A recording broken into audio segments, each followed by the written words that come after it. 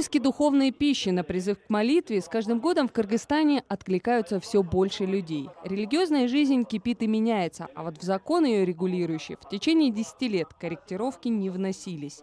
Коллизии, противоречия не смущали. У верующих и религиозных деятелей оставалась масса вопросов. К разработкам этих поправок в закон о свободе вероисповедания привлекались не только представители религиозных организаций, гражданского общества, но также и ведущие эксперты в области национального и международного права. Таким образом, в существующей версии удалось извлечь большую долю противоречий. Первое, о чем заговорили, о правах несовершеннолетних. Принимать участие в работе религиозной организации, то есть агитировать на улицах или трудиться в храмах и мечетях, запрещено. Посещать службы – пожалуйста, только с разрешения родителей или с ними вместе. Это уже мы перекладываем ответственность как на представителей религиозных организаций. Если к ним на ритуалы приходят дети несовершеннолетние, они должны быть в курсе, есть у этого ребенка согласие родителей или нету. Если этого согласия нету, то ответственность ложится на религиозного деятеля. С другой стороны, мы говорим, что родители должны взять ответственность за участие своих детей в религиозных ритуалах.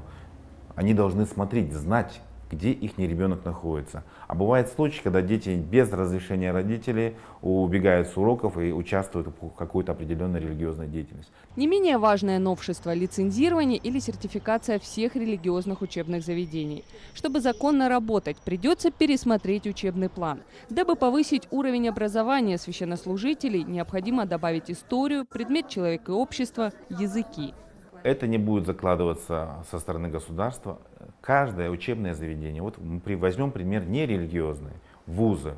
Если вы хотите получить лицензию, пожалуйста, вы закладываете все предметы, которые требуются по Министерству образования. Вопрос обсуждался более 2-3 лет и с представителями Министерства образования, и с представителями религиозных организаций.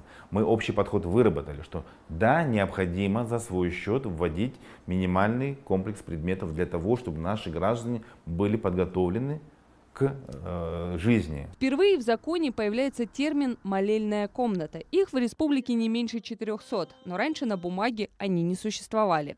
Теперь каждая должна быть учтена, будь то в кафе или при храме. Каждая соответствовать определенным строительным нормам и использоваться исключительно для молитв. Разрешен вопрос и о вывозе и ввозе в страну религиозной литературы. Снято ограничение о миссионерской деятельности.